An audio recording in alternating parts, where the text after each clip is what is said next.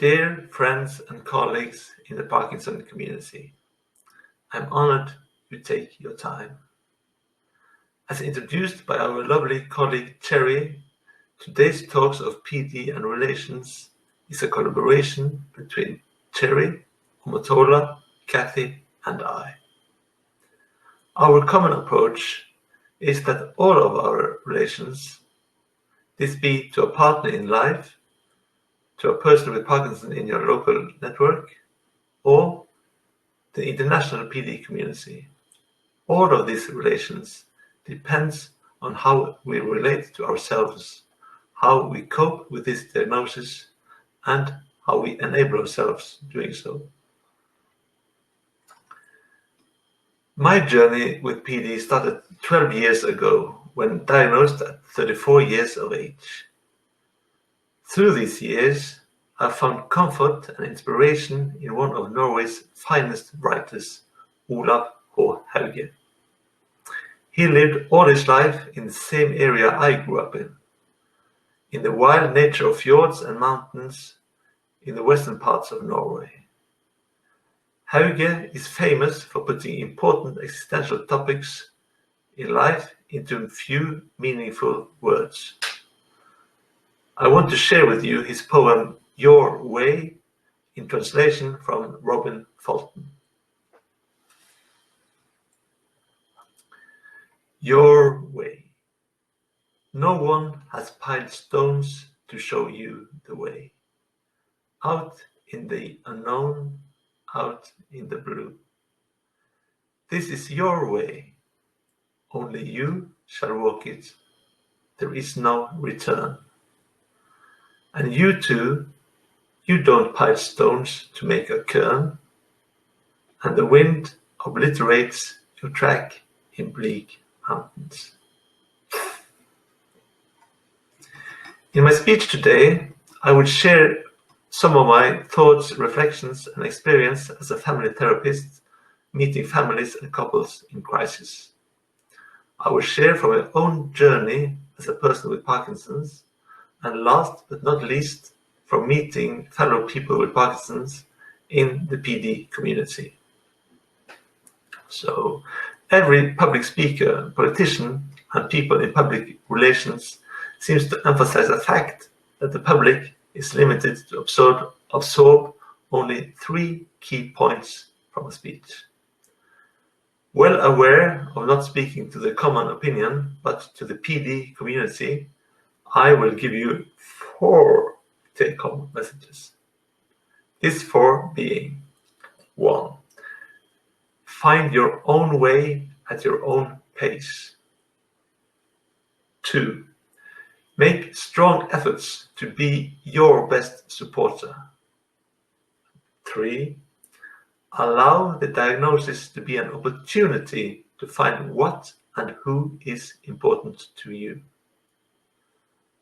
4. Find explicit time and help to preserve and develop those relationships important to you. In this speech, my focus will be on close relationships, starting with the closest one of all, our relationship to ourselves. Getting PD in life makes long-term coping strategies and mental health very important, also in the matter of maintaining relationships. For each and everyone themselves, and as knowledge, making it possible and easier to understand each other and to find a common language. Getting the diagnosis and being a person with Parkinson's reveals a jungle of information, advice and solutions, and at the same time a hunger for it. I do believe it is important to find a balance of time and effort used in seeking information and when involving in the PD community. Be critical and selective to advise, and through this find your own way in carrying this burden and your own rhythm and pace when doing so. A solid personal base is a fundament for every good relationship. Many of us claim the importance of staying positive. I agree. However, always being positive leaves not much room for sadness, grief, and anger. My approach is to keep a positive mindset. This as a center point and something to return to, and also making important room for sadness and sorrow. Another common phrase is that we need to accept the diagnosis. I find it more like reconciliation, not in a religious way, but as an active mental process of coping as symptoms develops. For some of you, this might seem as simple words of play. To me, language is power, also when speaking to myself. Reconciliation empowers me more than acceptance. When I look in the mirror, often late at night, taking a deep breath and being totally honest with myself, feeling the heavy burden of carrying this diagnosis, I sometimes shed my tears. I believe in the importance of doing so, finding time to allow myself to be in that emotion, not to stay there, albeit long enough to be able to move back into my center point and trying to keep a positive and caring inner voice. My inner voice is more strict and demanding to myself than to anyone else. After diagnosis, I've taken steps to turn this voice being more supportive as symptoms increase. I am confident doing and being good enough. In my view, this is a key point to maintain good and healthy relationships. This being in general, and in particular with a degenerative diagnosis like ours. The importance of honesty to ourselves is severe. Symptoms and side effects from medication can bring about major changes in the roles of relationships. We need the guts to make side effects from medication a subject in consultations and the power to be honest when doing so. We need healthcare personnel being able to monitor reduced impulse control and changes in personality. We need them able to facilitate consultations in a way making it possible for us to share. There is a high rate of broken relationships in the PD community. It is also high in the rest of the world. Some relationships are meant to be, some are not.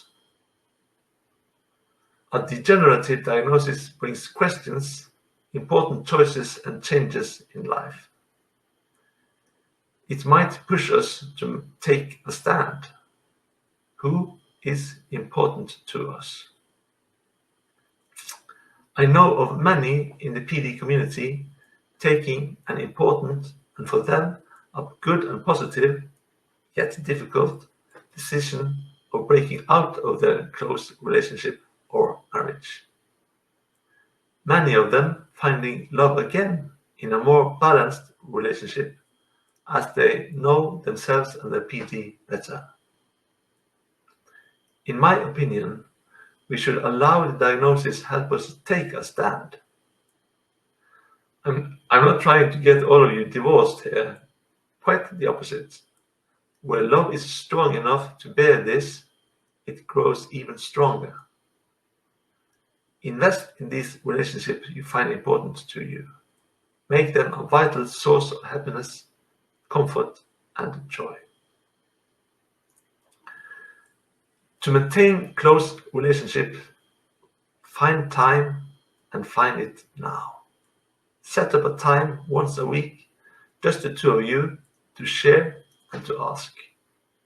This being a regular date between the two of you, or hosted by a professional. Create an environment to be curious in each other's life. Practice the skill of putting words to what's happening with you now and as symptoms develops in the future. Declare your hopes and adjust your expectations. It might be a stereotype. However, for me as a man growing up in the mountains, far from everything, it has never been easy to recognize and categorize my own feelings, nor putting words to it. I'm working on this and getting better at it.